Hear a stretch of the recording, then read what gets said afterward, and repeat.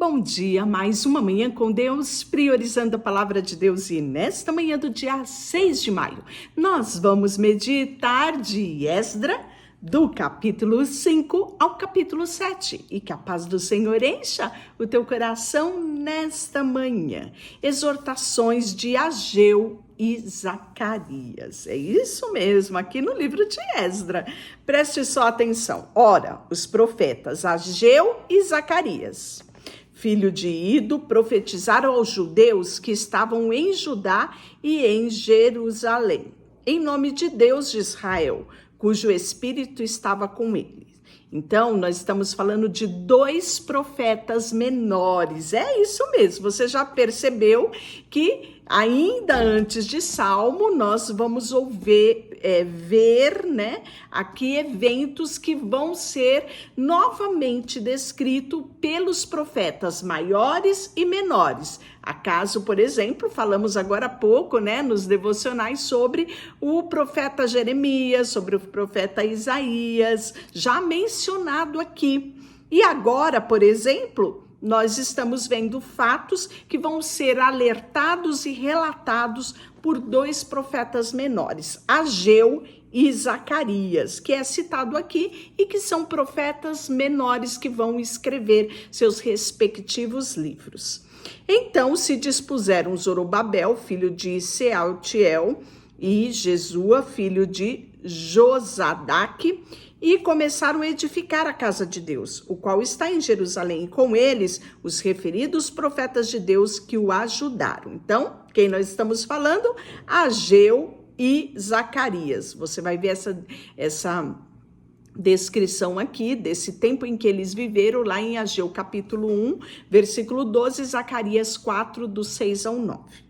Nesse tempo veio a eles Tatinai, que era governador daquém do Eufrates, e Setar-Bozenai e os seus companheiros, e assim lhes perguntaram: quem vos deu ordem para reedificarem a casa e restaurares o muro?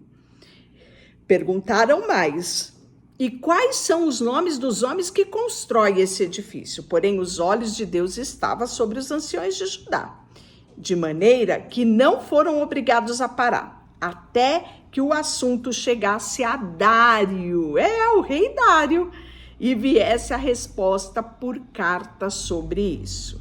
Esta é a cópia da carta de Tatenai, que era o governador daquém do Eufrates, com Setar-Bozenai e os seus companheiros, os Afarsaquitas, que estavam deste lado do rio, enviaram então uma carta ao rei Dário, na qual lhe deram uma relação escrita, de modo que dizia ao rei Dário toda a paz. Seja notório ao rei que nós fomos a província de Judá, a casa do grande Deus, o qual é edificada com grandes pedras, madeiras, se está sendo pondo em paredes, e a obra vai fazendo com diligência e se adianta nas suas mãos. Perguntamos aos anciões e assim lhe dissemos: quem vos deu ordem para edificares esta casa e restaurares este muro? Demais disso, lhes perguntamos também pelo seu nome, para que declarássemos, para que te pudesse escrever os nomes dos homens que estão entre eles os chefes. Esta foi a resposta que nos deram: nós somos servos do Deus dos céus e da terra e reedificamos a casa que há muitos anos fora construída, o qual um grande rei de Israel edificou e terminou. Então ele está falando de quem? Do próprio Salomão. Mas depois que os nossos pais provocaram a ira dos céus, ele os entregou nas mãos de Nabucodonosor, rei da Babilônia, o qual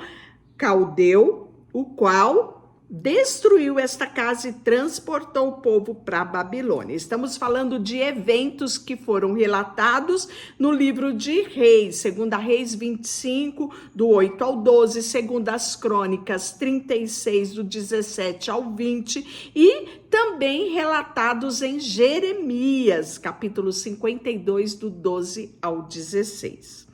Porém, Ciro, rei da Babilônia, no seu primeiro ano, deu ordem para que a casa de Deus fosse edificada. Né? Então está aqui, lá no nosso livro que estamos lendo de Esdra, né? Ontem, no devocional de ontem, capítulo 1, 2 a 11, nós vimos isso. Também os utensílios de ouro, da prata, da casa de Deus, que Nabucodonosor levara, e estava em Jerusalém e meteu no templo lá da Babilônia. O rei Ciro os tirou de lá, foram dados aos homens cujo nome era Sesbazar, a quem nomeara como governador. Então, tudo isso é a carta que estão encaminhando ao rei Dário, posicionando a ele tudo o que estava acontecendo em Judá, né? E aí lhes disse, toma esses utensílios e vai e leva ao templo de Jerusalém e faze-a reedificar a casa de Deus no seu lugar. Então veio o dito Sesbazar e lançou os fundamentos da casa de Deus, o qual está em Jerusalém. E daí para cá se estão edificando e ainda não está acabado. Agora, pois, se parece bem ao rei que se busque nos arquivos reais da Babilônia se é verdade haver uma ordem do rei Ciro para edificar esta casa de Deus em Jerusalém. E sobre isso nos faça saber o rei sobre a sua vontade. Então, o rei Dário deu ordem a buscar e fez os arquivos reais da Babilônia, onde se guardavam os documentos.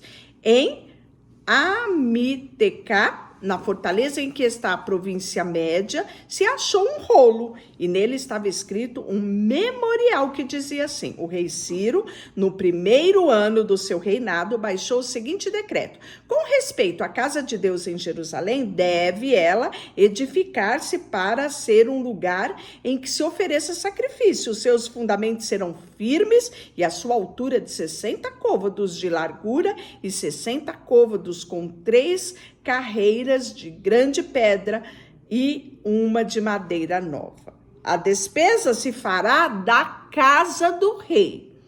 Depois disso, os utensílios de ouro e prata da casa de Deus, que Nabucodonosor tirara do templo e que estava em Jerusalém, levados para a Babilônia, serão devolvidos para o templo, que está em Jerusalém. Cada utensílio para o seu lugar serão recolocados na casa do Senhor. Agora, pois, Tatenai, governador da além do Eufrates, e Sete-Bonzenai e seus companheiros, os Arfazaquitas, que estais para além do rio, retirai-vos para longe dali, e não interrompeis a obra da casa de Deus, para que o governador dos judeus e os seus anciões reedifiquem a casa no seu lugar.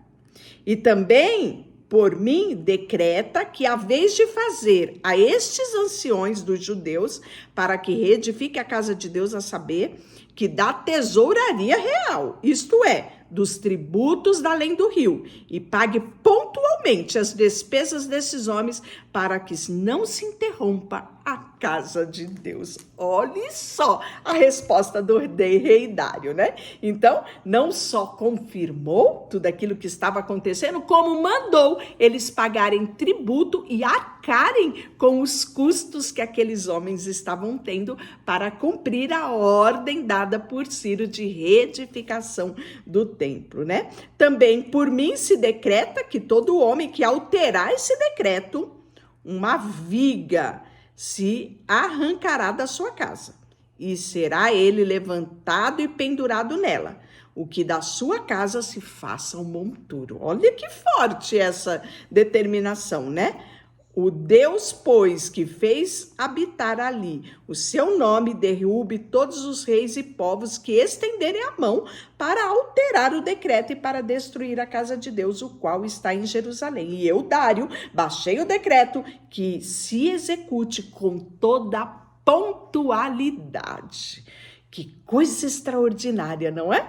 Ah, meu coração chega, ardeu de ver o cuidado de Deus e a fidelidade de Deus para com aqueles, né, que anseiam pelos átrios do Senhor. Completado o templo, tá aqui ainda, né? Nós vamos ver que eles fizeram, né, o governador além do Eufrates e também os seus companheiros, fizeram pontualmente segundo aquilo que havia decretado o rei Dário, porque era decreto de descumprimento era terrível, né? Então eles cumpriram direitinho. Os anciões dos judeus iam edificando, prosperando, em virtude do que era profetizado. Sabe por quê? Profeta Ageu e Zacarias. E aí edificaram a casa, terminaram segundo o mandado de Deus e de Israel e segundo o decreto de Ciro, de Dário, de Artaxerxes, o rei da Pérsia, né? Então isso está relatado em Ageu 1 e está relatado em Zacarias 1. Olha só como Deus moveu o coração de reis, Ciro, Dário, Artaxerxes, né? Grandes nomes da história foram movidos para fazer reedificação dos altares do Senhor, reedificação do templo. Olha só, Deus movendo o coração de reis. E quando eu olho para isso, eu fico pensando, meu Deus, muitas vezes não temos dimensão de quem é o nosso Deus. Ele move coração até mesmo de reis, para que a sua vontade seja estabelecida. Qual é o problema que você tem? Qual é a dificuldade? Lembre-se de quem é o seu Deus. Olha só, reedificação do templo, né? Os filhos de Israel, os sacerdotes, os levitas, que estavam exilados, celebraram com regozijo a edificação da casa de Deus, né? Para a dedicação desta casa de Deus, ofereceram novilhos, 200 carneiros, 400 cordeiros, 12 cabritos. Olha que lindo, né? Pecados aí pelo pecado de todo Israel, segundo o número das tribos de Israel. E foram estabelecidos os sacerdotes, novamente, de acordo com os seus turnos, os levitas, né, no serviço de Deus, segundo o que está escrito lá no livro de Moisés. Enfim, foi celebrada a festa onde é mais característica, né, para o povo de Israel, mais significativo. Para mim, eu acho que é a festa mais importante. Qual é? A festa da Páscoa.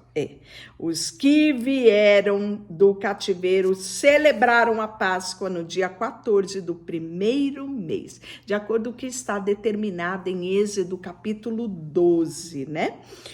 Porque o sacerdote e os levitas se tinham purificado como fossem um só homem, todos estavam limpos, mataram o cordeiro pascual,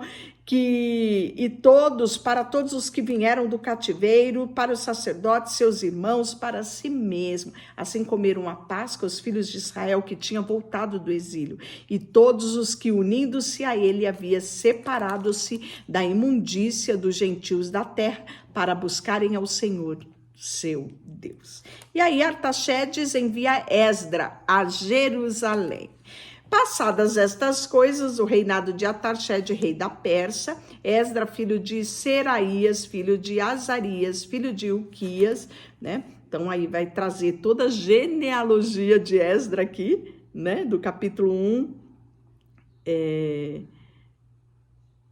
ao capítulo 5, né? E por fim ele fala: o sumo sacerdote Esdra subiu da Babilônia. Ele era escriba, versado na lei de Moisés, dada pelo Senhor a Deus de Israel, e segundo a boa mão do Senhor, seu Deus, que estava sobre ele, e o rei lhe concedeu tudo quanto este pedira.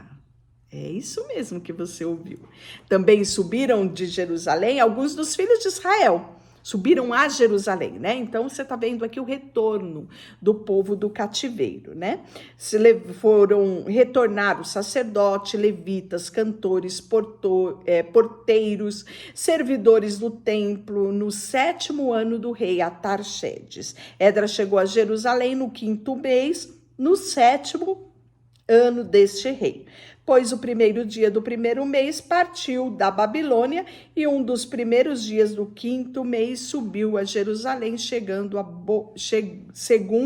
a boa mão do Senhor sobre ele, né? E aí nós vamos ver que Esdra estava disposto no seu coração a buscar a lei do Senhor e para cumpri-la e para ensinar em Israel os estatutos e os juízos de Deus.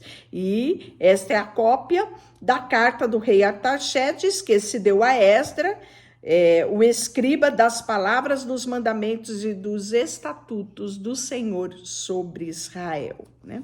Então aí nós vamos ver isso tudo relatado aqui no capítulo 7. Porém, a mim se decreta que no meu reino todo aquele povo de Israel e dos seus sacerdotes levitas que quiserem ir junto a Jerusalém, que vá. Então foi aberta a temporada de retorno a Jerusalém, porquanto é mandado da parte do rei e dos seus 7 conselheiros para fazeres inquirição a respeito de Judá e de Jerusalém, segundo a lei do seu Deus, a qual está na sua mão, né? E para levarem também prata, ouro, que o rei e os seus conselheiros espontaneamente ofereceram ao Deus de Israel, cuja habitação está em Jerusalém.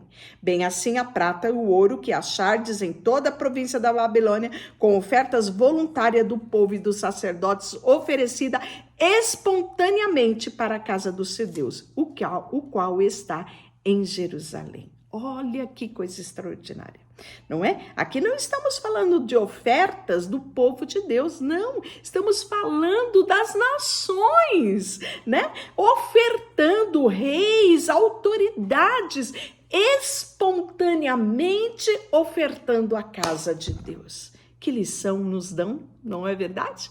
Quantas vezes retemos a oferta? Nem falamos da questão de dízimo, que é um ato de obediência. Oferta, como bem diz aqui, é algo voluntário, né? De bom coração. É extraordinário o poder que a oferta tem na vida daquele que entende esse princípio. E aí nós vamos ver que tudo isso aconteceu, né? Fizeram saber a todos os sacerdotes, levitas, cantores, porteiros, né? Que serviam na casa do Senhor. E aí todos aqui, né? Nós vamos ver que vão se mover de todo o coração nesse retorno e nessa reconstrução do templo. Tu, Esdras, segundo a sabedoria do teu Deus que possuis, nomeia magistrados, juízes que julguem todo o povo que está da além do Eufrates, a todos os que sabem as leis de Deus, e aos que não sabem, lhe faça saber. Essa era a incumbência de Esdras, não é? Deus precisa levantar Esdras nesses últimos tempos, homens fiéis à palavra de Deus, que não só, né, como diz aqui, faça lembrar ao povo de Deus as leis do Senhor, porque muitos estão aquém desses princípios, não é? Então, relembre ao povo o compromisso que temos com a palavra de Deus, mas também faça saber a outros que não têm esses princípios com extraordinário, os princípios da palavra de Deus, com extraordinário é o nosso Deus, não é? Então, Esdras foi dado a ele essa missão, e todo aquele que não observar a lei do Senhor e a lei do rei, seja condenado ou à morte ou ao deserto, ou à confiscação de bens ou à prisão.